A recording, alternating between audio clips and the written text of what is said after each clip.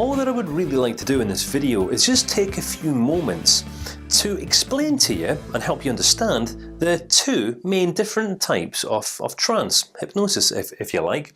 Now you might be asking yourself right now, Kane, hypnosis, trance, what's the difference? Is there a difference? And if so, what is it? Well, that's a great question. Thanks very much for asking. And the answer is hypnosis and trance are much of a muchness. They're pretty much just exactly the same thing. Hypnosis and trance are fundamentally used from the hypnotist through hypnotherapy to lead people into a certain emotional state. Now, when I say a certain emotional state, that is completely relevant in relation to what it is we're going to be talking about now: the two types of trance. Now, I'm going to label and define these two states of trance as Up-Trance and Down-Trance. All right. Now, if you've ever watched any personal development courses, or you've watched stuff on YouTube, or you've listened to podcasts, you might have bought some CDs or some tracks at some point in the past. You might even have gone to some live events. If you have been in the world of personal development for any length of time, there's a pretty good chance that you've heard of one of my old mentors, one of my original personal development teachers, a guy called Tony Robbins. Now, Tony Robbins is an absolutely excellent example of what Up-Trance is. Now, I don't know if you've ever been to any of his events.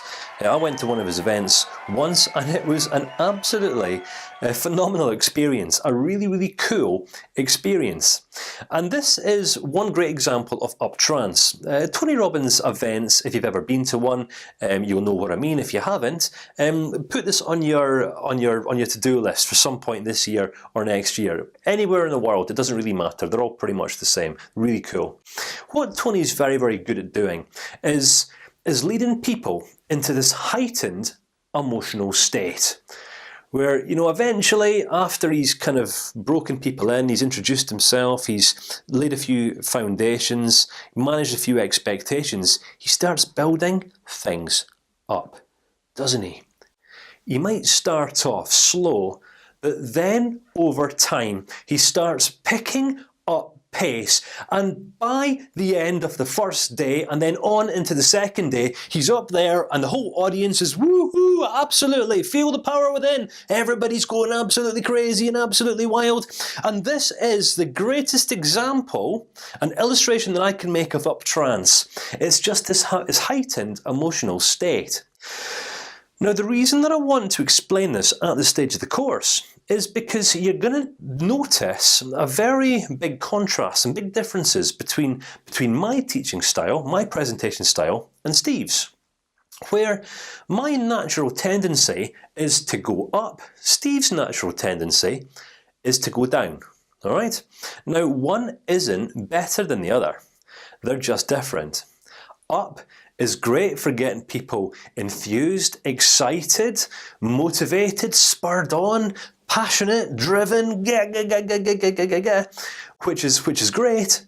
But down is equally as great, as it can be used to gain clarity, to gain focus, to grasp someone's attention if there's something that's really important to say.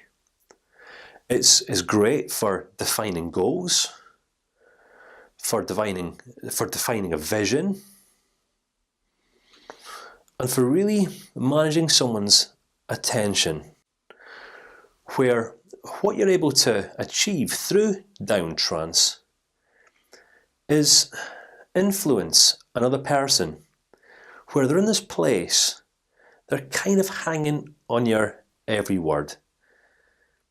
You've got their complete attention, and it puts you in this place where you're really powerfully able to influence in a positive way.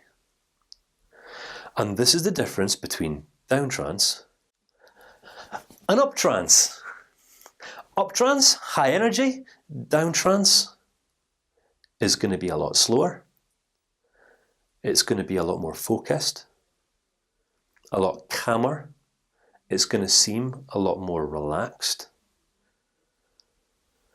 But whether we're going up, up can be good if appropriate, at the right time, in the right place, in the right context. Where down can be equally as powerful. Do you see what I'm doing here? Good. So this is really the only point that I wanted to make at this stage in the course. I know over the few videos that follow, Steve's going to be giving you a lot more of the historical background of this fascinating subject. In fact, without further ado, I'm going to pass you right back over to him now. Just a little word of notice here.